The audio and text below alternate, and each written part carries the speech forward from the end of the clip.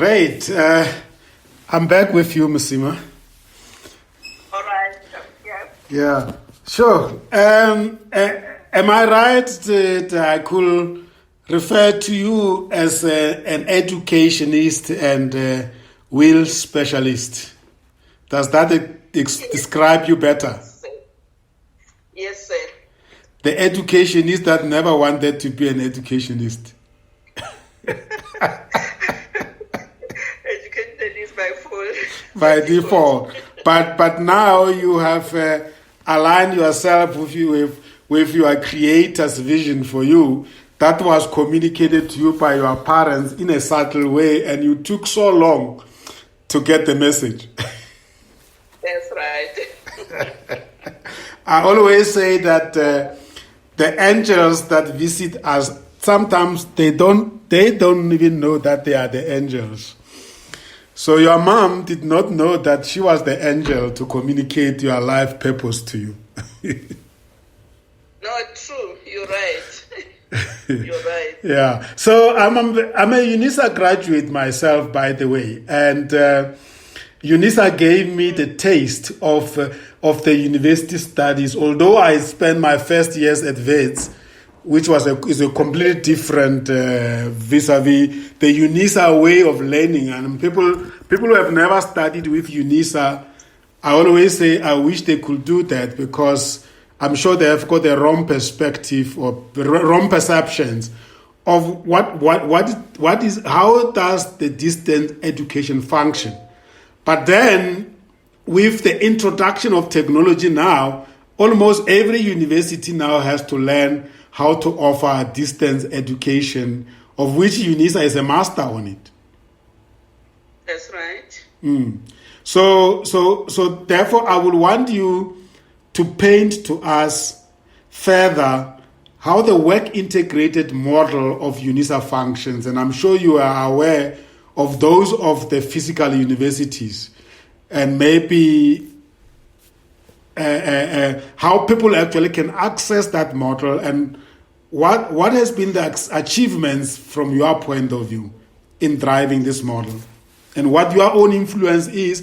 And I will also then want to touch on, I'm aware that you are a PhD student right now. It just tells me that you are a proponent of lifelong learning, which is excellent. We will finish the talk with that. Let me talk less and you take us through the model. Okay. UNISA has got a work integrated learning that is included into some of the qualifications, mainly the vocational qualifications. So all the engineering qualifications, they do have a work integrated learning as a component of their qualification. And we also have that in some of the colleges. UNISA is divided into colleges, so to start with. Yes. And then the College of Science and Technology, that's where the engineering is. We find all the modules, meaning that for each and every qualification there is a WIL module. Yes. And then we also have College of Agriculture and what do you call it?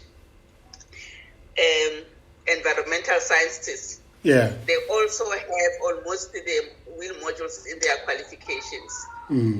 Now, moving to other qualifications, like other colleges like College of Economic and Management Sciences, we're having limited modules there. I think currently what we're having is only one module that is falls from that direction, which is administrative management. And then from the College of Human Sciences, we are having the public relations. And then from other colleges, they will have the, like College of Education, they will have the student, the training of teachers, which also it falls under work integrated learning, but it has got a different way of teaching out to students. Right, and the other qualifications, of course, they do practicals in different ways. Others, they will say they're going out to save the articles. Others are going to do that as a way of training, experiential training in different ways. Right. The one that you're talking about, working integratedly, mainly are those that are coming from the vocational side of the institution, which will be, as we're talking about the TSA and the old UNISA, then it will be coming from the old TSA. Yes. And tell me, is it very much clearly articulated in the information materials of UNISA when people are still searching for the courses, the degrees they want to take? Is it clear there that people will be directed to the work integrated learning component of their qualification? Or they just find themselves, when they are in the university, then they discover that this is the requirement? No, it is clear from the beginning. It will indicate for them that they do have this work integrated learning as one of their modules. Yes. And of course, even when they register, there is the pop-up that is going to show them that here you are registering for work integrated learning, so that student must be aware immediately that he's registering for that. Yes. If Mosima wasn't there, does it mean and suggest that they will have to find the place where they can go and do WIL, or in this case, I don't know whether you will call it WIL, but be exposed to the practical world of work while they are still studying as part of credits into their qualification at the college? Yes, you know the UNISA structure changes time and again. What happens is that now we actually the academic side, the colleges will be the one that are dealing with the curriculum of the particular module, and then they will give guidance to the students as to what is it that they need to learn out there in the world of work. Yes. And then as regions, we will train them, we'll give them the skills for employability skills. I see. And then we'll also communicate with the companies to assist for the placement of students. So meaning that now when we come to the placement, it's solely the responsibility of the college. But now at the region, we also assist that, like we said, the regions and the centers are all over the country. So now you find a student is in Kwanyamazan and then he doesn't know where to go or where to start. You cannot drive and come to Pretoria to seek for that information while we have the center there. Yes. So basically the regional centers are almost like in commerce, we will say the go-to-market model of UNISA. In reality, students shouldn't be rushing to the main campus, to the head office, without first trying at the region, although we know people sometimes choose to follow that route, right? Yes, I would say it's a one-stop service that they can get from the center. Yes. Yes, so of course it will depend on the size of the center. Some centers are small, but at the end of the day, in that particular region, they will have a bigger one that they can assist further in case the center that one finds himself is smaller. Isn't the technology forcing people? Isn't the technology making the size any more or less important?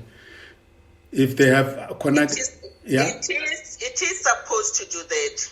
It is supposed to do that, but what we realize is that our students, they still want to have a touch of something. They want to see some face-to-face thing, which of course currently due to lockdown has changed. Now it gives them the reality of saying UNISA is an ODEL institution, is an open distance with that e-learning. It has to now to sink in their mind that now we have to work on all the time. So before students will come in and want to just to check on something, check on my academic record or check on my registration that they could do through But now they are doing it, and I think for this year, as you said, UNISA as a leading e-learning institution, it survived, and then it even became successful in running its own exams. Whereby students didn't have to go to the exam center and go and write, but now they were writing from home. Because the distance learning universities, the original ones, they have mastered this culture, which is very difficult for full-time universities to can even imagine. And now, transitioning into virtual universities and virtual campuses, yours is really just tweaking here and there, because you already understand this culture of not having face-to-face contact, much more even enabled and enriched by the availability of technologies like you and I right now. We are hosting this conversation. People might think that we are in one space, but we are distance apart. Yes, of course. And then, we used to have the face-to-face tutorials where students will go to those centers and attend classes. But what we did during this time of lockdown, we are using Teams mainly to do those classes. So communication is just like Zoom and then Teams, etc., where you communicate with our students, doing their workshops with them, etc. Wow, we're living in exciting times. I'm still very fascinated by the WIL model of UNISA. Now, and you and I, we are conversing, but basically we are in touch with, at the back of our mind, we are talking to our listeners who, many of them might be aware of UNISA model, but the population of UNISA is very diverse. Those students that will probably want to be in touch with Mosima and be assisted in getting access to the world of work for the purposes of their qualification, in actual fact, are probably not working. So, and they could be working and studying, but they are, I will imagine that those who want to be given access to the place of work are those who can't find work and they want to be exposed to work, right? That's right. Because if I'm working for a company and I'm doing a qualification that is vocational qualification, I already have a place of work. Do you get involved in assisting those UNISA students who are employed, who are doing vocational qualification that requires work-integrated learning, to say to their companies, to their current employers, to say, this person, while you are employing him, he needs to be given exposure to certain aspects that speaks to the qualification they are doing, or you feel that will be interfering too much? We do have, let's say, two groups of students. The students that are working and those that are not working. And starting with those that are working, when it's time for them to do the experiential training, we do have a guide or a logbook that will give to them to guide the trainee or the mentor in their workplace to say these are the areas that they need to cover. And of course, there will be communication from the academic side and the mentor just to check on the progress of the student. And then in the area where the students are unemployed, UNISA has got some partnership with other companies, and of course there is much of the collaborations with the companies around us, the municipality, etc. So what we do from the regional level, we will make the partnership with the municipalities. We'll make a partnership or collaboration with some other institutions around us. So that now when it's time for our students to be placed, then we communicate. And then we'll use the same guide that I was talking about, where we said we'll have a logbook, which will indicate exactly what the student has to be trained around. And then now we'll have a mentor from the company, and there'll be a supervisor from the UNISA side that are going to check on the progress of the student. And then tell me, do you get the faculty members, or you call them colleges, the college staff members responsible for those courses, visiting these students in their workplaces where they are practicing their will? Yes, that is what I call the supervisors. I see. Mainly they are the primary lecturers for those particular modules. I see. Those are the ones that are going to be communicating exactly directly with that particular company. Yes. And then to take on the plans that is going to be assigned for the mentor from the hosting company as to how they're going to train the student. And of course, we do have the agreement, the MOU, where we said there should be this memorandum of understanding that when the student is there, he needs to do exactly what he's there for. We shouldn't find ourselves having our students having to be becoming the delivery people in the companies instead of doing what they are there to be doing. So that's why the relationship between the supervisor of the primary lecturer and the mentor in the company is so important. So does the UNISA at the main office have a cooperative education department, or is it decentralized into the colleges? It is decentralized in the colleges, but we have an office that is looking into the what can I say? The main office that is looking into the documentations, is looking into the information, the policies that govern all this.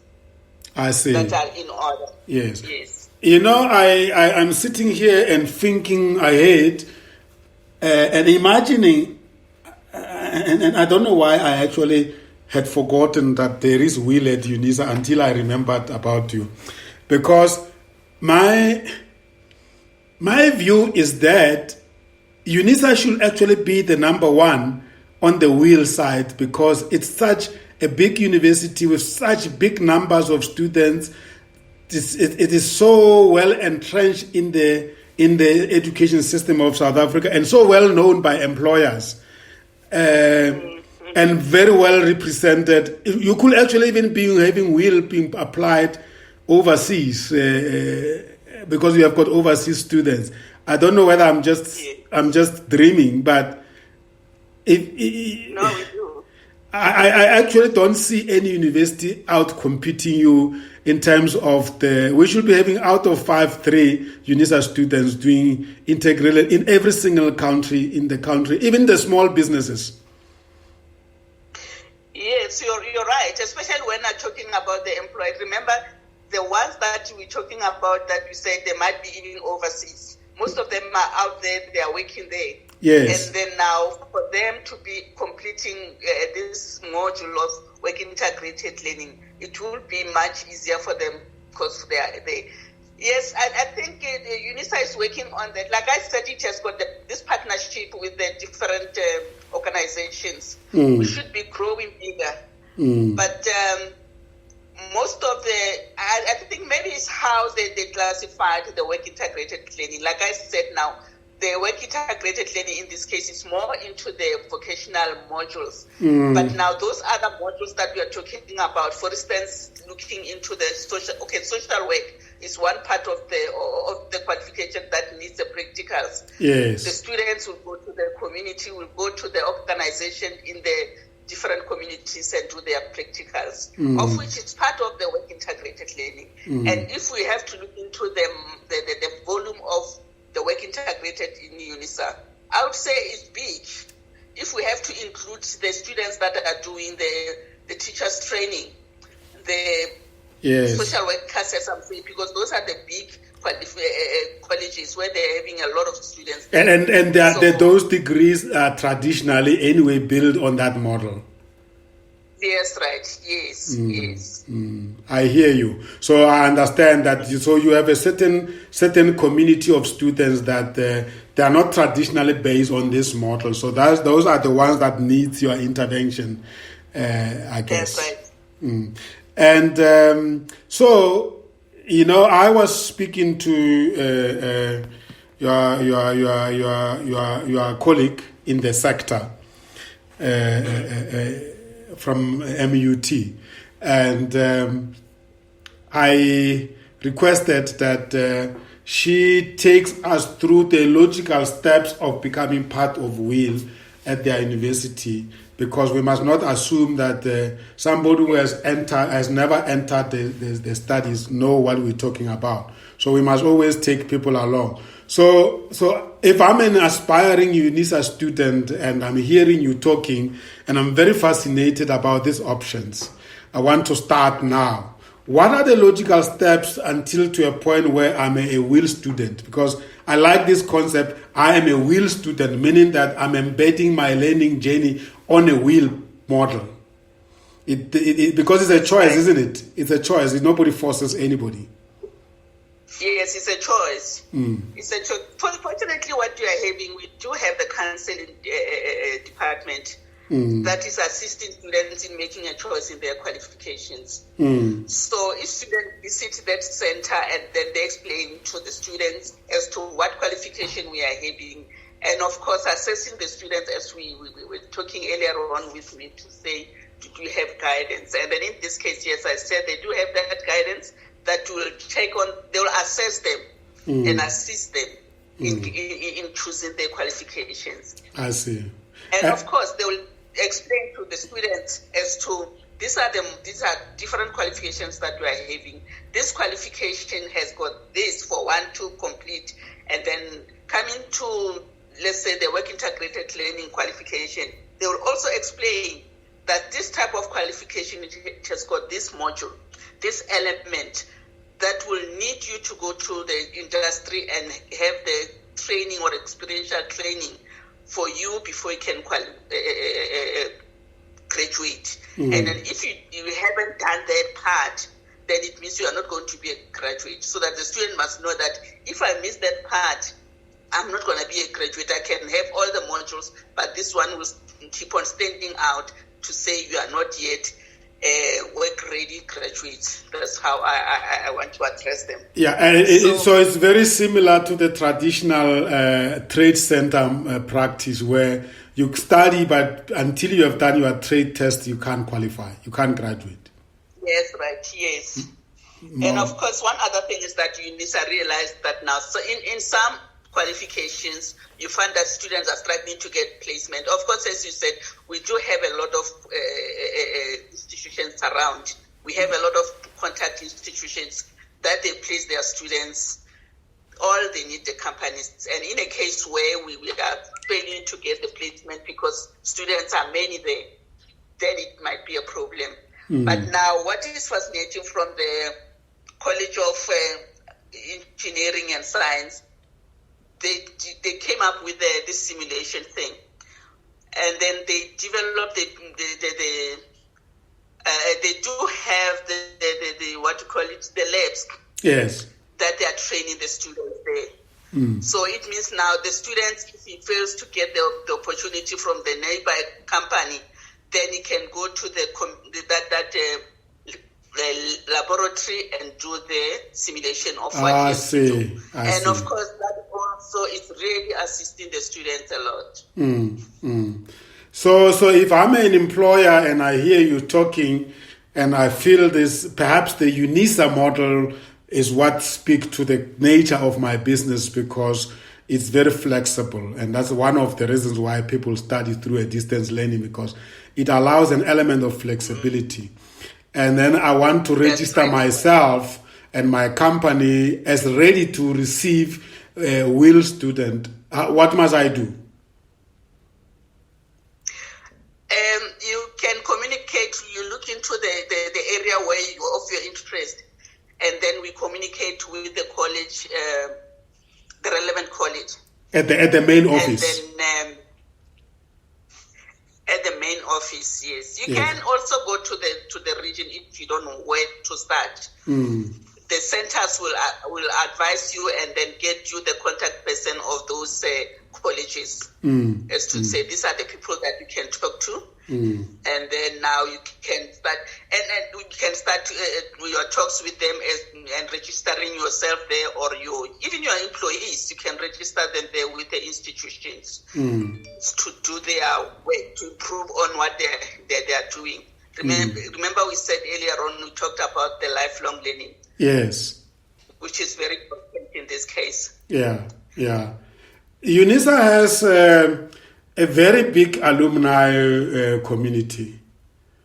It does. Do you have, and I'm sure many of UNISA alumni are big leaders in the industry out there. Have you ever challenged them to come to the party and contribute to opportunities for WIL students? We do, and maybe just for the people that you might let me say the people that we do have people like Alf Maposa. Yes. I still work with him even if it was no more in the institution of higher learning. Yes. I still call him when I have the seminar on yearly basis. I invited that we are having seminar. Come and be one of the guest speakers there. Let's talk about the work integrated learning. Let's talk about what you are doing out there. So at some point, I feel that this is a way of encouraging even the staff from UNISA to understand that now they are not just within UNISA. They are having connection with people outside in the industry. And then when I do the workshops, I normally invite the outside companies to come and have their own training. So in that way, we'll be taking industry into the workshop, and the student will see exactly what the people are doing from outside. And it encourages them when they see someone coming from the industry and saying, this is what I'm doing, and this is how I want to train you, and this is what I expect from you as a student. When you're a graduate, you should be able to do 1, 2, 3 things. I still communicate with the Caleb and others to come and do the training for my students. Beautiful. And I guess you did mention that you're doing it, you go extra mile because it is your passion. Yes, dear, it's my passion. I do love work integrated learning. It's not not just compliance with your job spec. No, it's not. It's not, because now they even in our center or in our management, they know that now if they want more to be done or whatever in the area of work integrated learning, Mosima is there to do that for them. I must confess that because it's a long time that you and I haven't spoken, I contained myself because I was almost wanting to say, oh my God, is she still there at UNISA? Then I corrected myself. I said, if a person, what do I expect? You can't get involved in things like WIL if it's not your passion, and once you have met your passion and your life purpose, it's not easy to walk away from it. No, it's true, because right now for each and every seminar that comes, any conference that comes for work integrated learning, I attend. I make it a point that I attend. We do have this schedule of saying university cannot fund, fund you for consecutive years. But in between, where the university is not funding me for conference, I do fund myself to go to international conferences, because I feel that if I miss a conference in a year, it's like I've missed a lot. Yeah, you don't catch up with trends. That's right.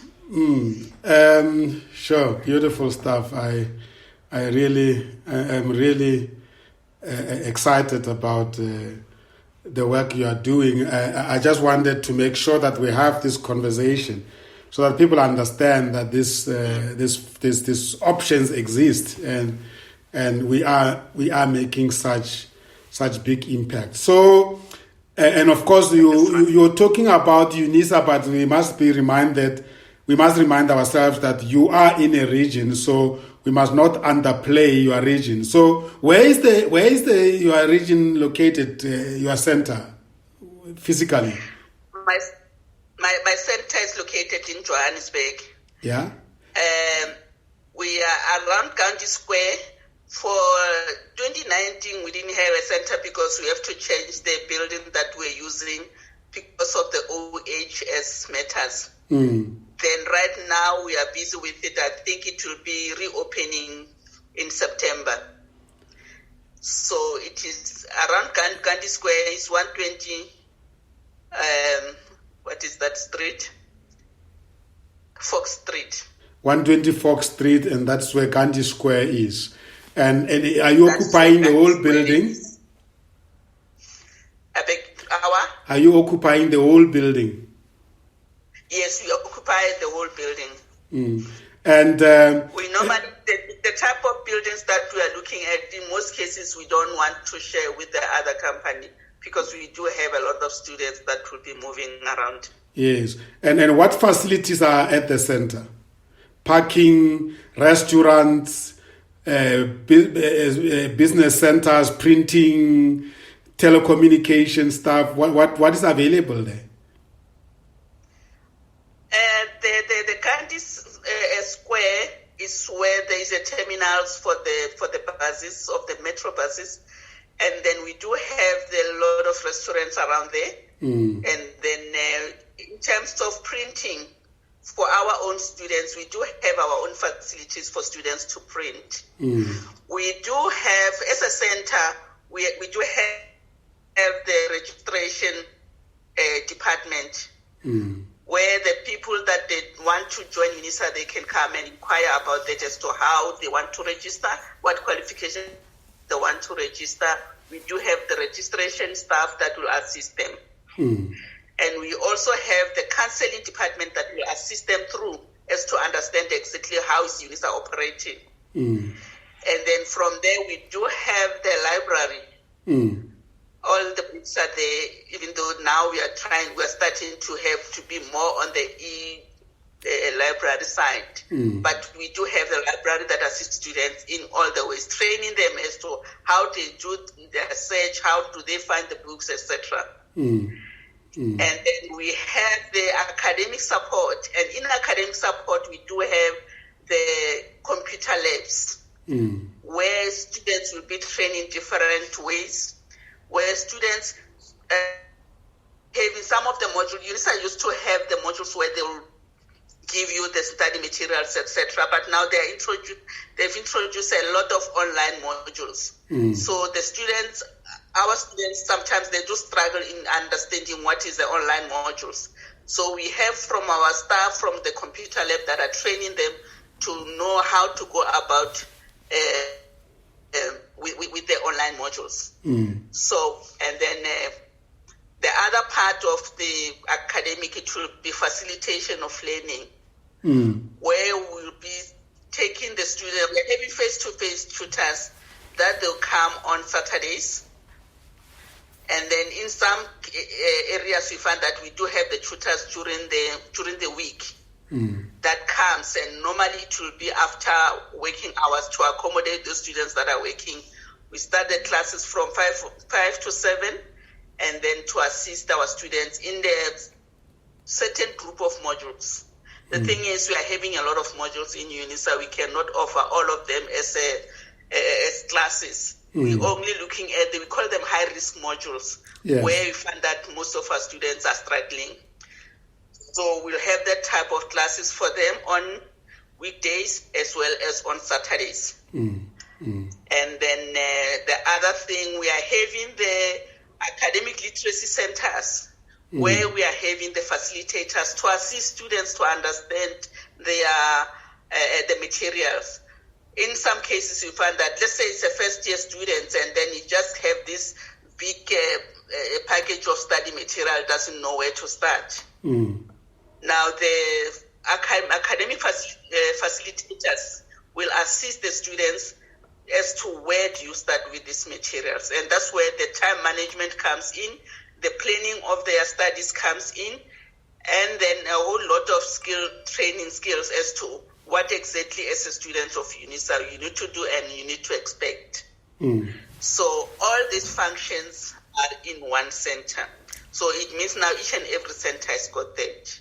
You go to WIL, you get the very same type of services. So hence we call it a one service. Beautiful. That's very useful. I think And the target is those who are already studying and those who are looking forward to know how to go about studying. Do you have meeting rooms and conference training facilities if people need to do group work? Yes, we do have training rooms. We do have seminar rooms that we train those people. And even if when the postgrad students, we also have their specific areas like computer labs where they can come and do the research and then get some people to assist them into doing the searching for their work that they want to do. Beautiful. You have never been attracted to want to locate yourself at the main office in terms of your own career. At the main office. In terms of your career, but they have never tried to headhunt you to the group, to the head office. To the head office, remember I'm coming from the head office as I come into the region. Oh yes, by the way, you were at the TSA. I was a lecturer. TSA was the Yes, I was a lecturer. So before I come to the center. You were a number there. Now you are a Mosima at the region. Of course. Let's talk about. I was very excited to notice, and I don't know whether it looks like I read it very well. I was excited to know that you are a PhD student, right? At the SPL. SPL, yes. Wow. When are we cracking it?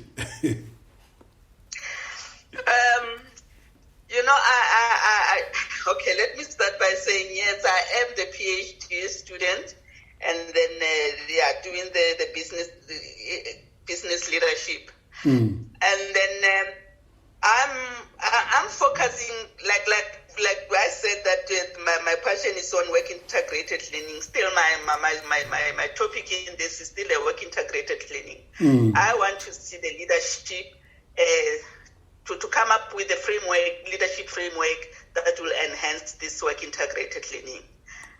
I'm looking at that. Actually, what was supposed to have happened is that I was supposed to be on a study leave now, where I was busy with my data. But because of the lockdown, things just tend to get a different turn. So I'm still waiting for ethical clearance before I can start collecting data. So you are at the last stages of your PhD. That's right.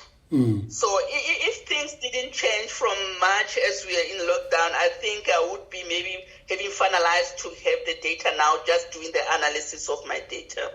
Wow. So I must start practicing to call you Dr. Mosima Makola. And you yourself must also start conditioning yourself to be called that way. I expressed a concern. I'm very excited for you guys because I'm part of you in this work integrated space because of our relationship with Saskia and So I'm really fascinated to know. I mean, you are about to get your PhD. Our friend Eni Mulitsane at VUT is about to get her PhD. They're gonna kill me for saying these things in the open. I just want to put them under pressure because you have to get this, and especially the fact that you are writing your thesis around work integrated learning. That's for me is music in my ear. Yes. Yeah. And then of course our sister Fundiswa Nofemela, she got it also in the WIL space. I think the Minister of Higher Education, Dr. Blade Nzimande, must be very happy to hear this because I know he is very excited about what WIL could do, for our country. That's right. He do like WIL so much. That when things are not happening, you can hear from his speech all the time. He always mentioned this. What is it? The further education training. Yes. Yeah. It's always at his tongue when he talks. He's talking work integrated learning all the time. Yes. And then what is your research topic? It's I'm developing leadership framework. Oh, yeah, you just said that, yeah. To enhance work integrated learning, of course, in the distance learning environment. Yes, I'm glad you're focusing there because otherwise, who else can do it other than somebody who's linked with UNISA in South Africa? That's right. And in my view, my intention there. Yeah, carry on. No, I was saying my intention there is to see this collaboration that one is having between the institutions and the stakeholders, like the organizations, the industry, the CETAs, etc. How do they work around that to collaborate in order to make it a point that at the end of the day, our graduates are really professional and they are ready as they complete their qualifications. Absolutely. In my view, the virtual learning is the future, and I think as you do your thesis, I don't know how far deep you are, just keep in mind that it's no longer we're not talking traditional distance learning, we're talking about a new space that finds itself, a new space which is located within the virtual arena of learning.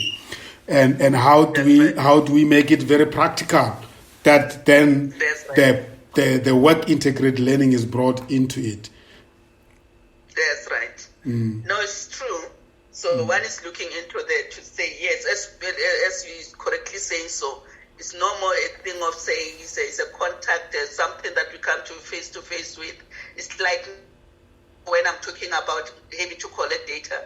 It's not like I have to go to people have a face-to-face interview now. It's an issue of virtual learning.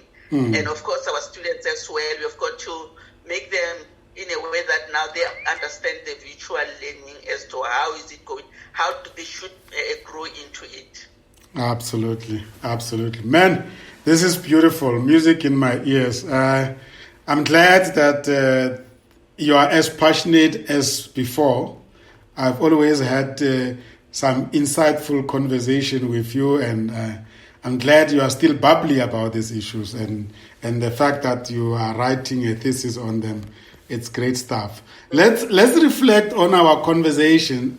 What will you say that this conversation between you and I has confirmed for you?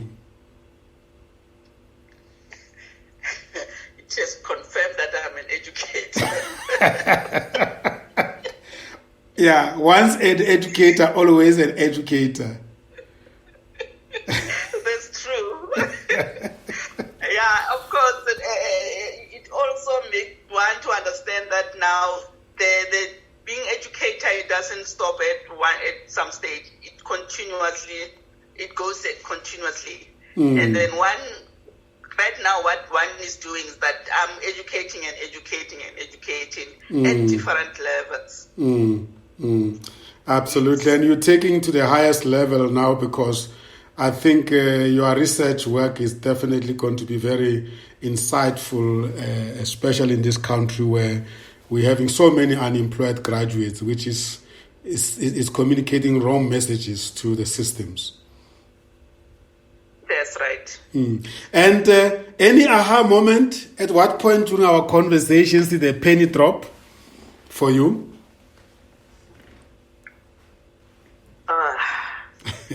Yeah, when you wanted to know as to how far does this passion of work integrated learning goes. Is it just within the country? Is it just within our own institution? And then now I remember that at some point in one of the conference, I had this discussion with one of the staff from Turkey. Yes. He wanted me to do the relationship with him from Turkey so that we can be able to exchange our students in between the two countries. So I'm looking at that to say, I think one doesn't have to drop that, just have discussion and leave it there. I think one can drive it further so that at the end of the day, we are having this partnership, this collaboration from one country to another. Absolutely, absolutely. I guess as you share your story, you are also reflecting and you are rediscovering few things about yourself. Any new insights and knowledge about self that we triggered through this conversation?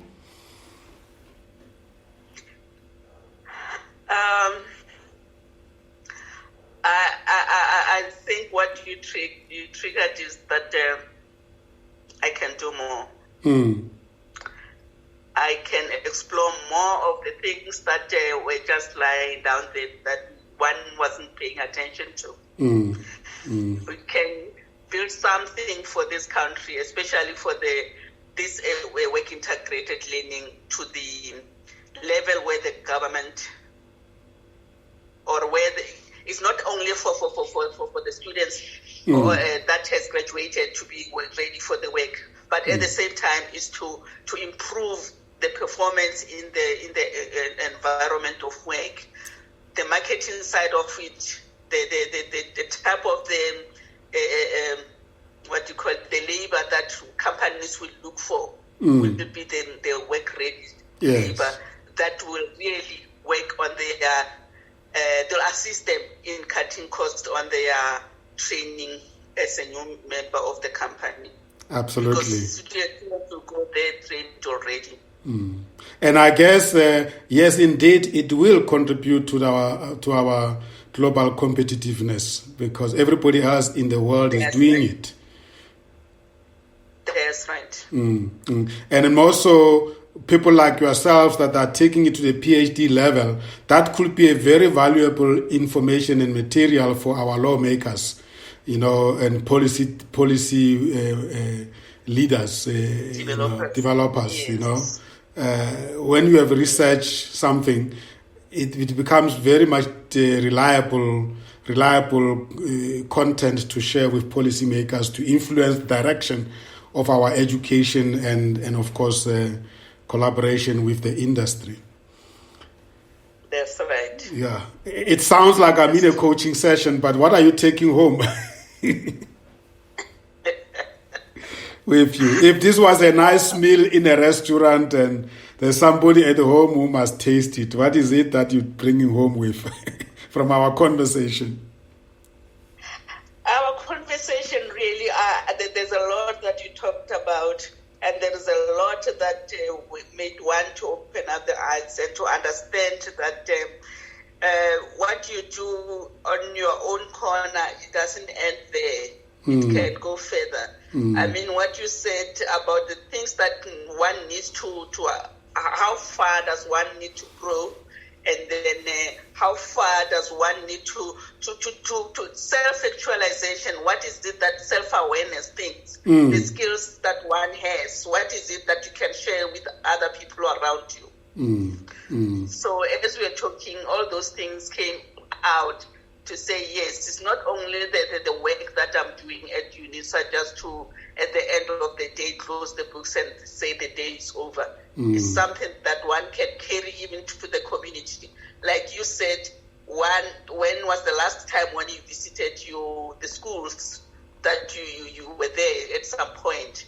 So that is something that is really very interesting to say, yes, I think one need to go back to those schools and then especially the primary level where we all get to the primary level and after that it's just done and dusted and forget about everything. So one could go back and come and motivate some other people to say, you remember when we were still running in this ground, dirty as we were because of the dust around. And then, but now this is what is happening and this is where people are. And then meaning that now each and every one of you guys can go to the point where you want to be.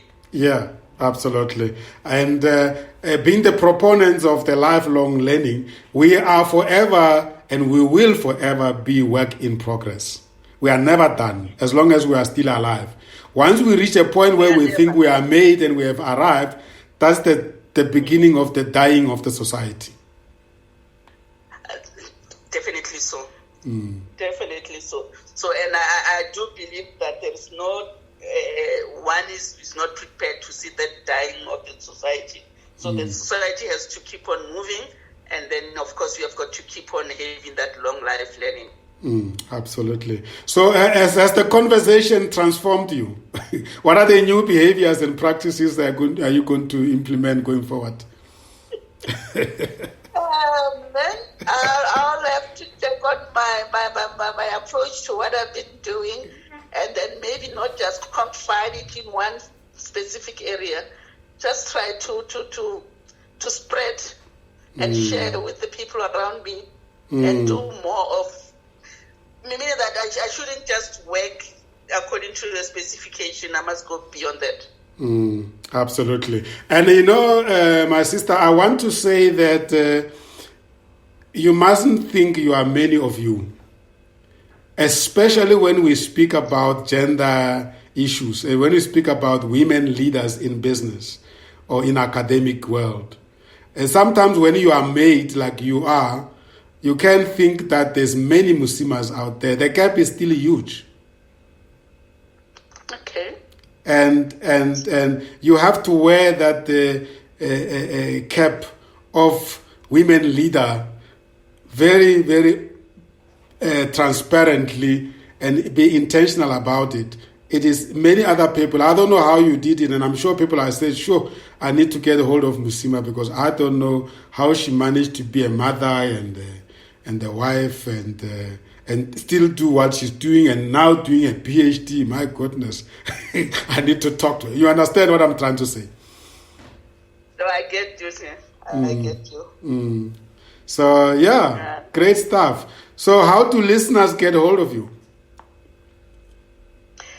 Are you there in social media and platforms? Yes, I am on Facebook. I don't use much of a Facebook, but I do have the Facebook page, and then I'm on the e-link. Yeah, LinkedIn. So yeah, LinkedIn. Yeah, wonderful. Any closing remarks from your side? I would like to thank you for inviting me to be part of your community or of your family for today. It was nice talking to you guys, and then it really gave me the platform to come up with things that I never thought were really matter in my life. But now I see, as we're talking, that some of the things are so important that one could not have said from nowhere. But now this platform gave me the stage to be able to express myself and even understand some of the things that I was doing that I never paid much attention to. Lovely. And certainly we have learned a lot from you, Mosima. Thank you very much. It has been beautiful and really inspirational. And we can't wait for the day when you get that PhD behind you and your document is available for us to consume. Waiting for that day, yes. Let's hope for very soon we'll have that. Lovely. Dear listeners, ladies and gentlemen, that was Mosima Makola from University of South Africa, based at the Johannesburg Regional Office, Gandhi Square. You are all welcome as UNISA students or potential students to visit the center and indeed indulge on the facilities that are there available for you. Once again, my name is Sam Zima. I am the CEO and Executive Business Coach at Comesa GOC International Pty Limited.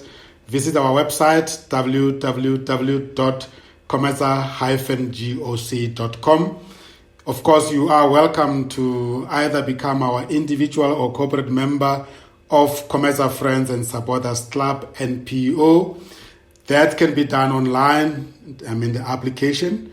at www.comezzaclub.africa, or you may send us email at callcenter@comeza-goc.com.